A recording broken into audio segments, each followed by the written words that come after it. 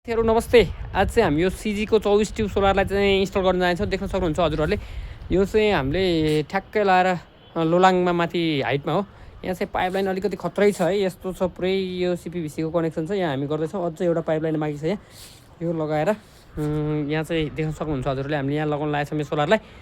हजुरहरू नि घरमा यस्तो नयाँ सोलर लगाउने सुरुमा हुनुहुन्छ भने कुन लगाउने के लगाउने भन्ने अलिकति थोरै कन्फ्युजनमा हुनुहुन्छ भने सोलर फिल्टर नेपालसित सम्पर्क गर्न सक्नुहुन्छ हजुरले।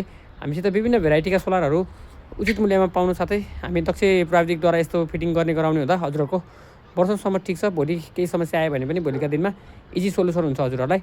हस् त, धन्यवाद।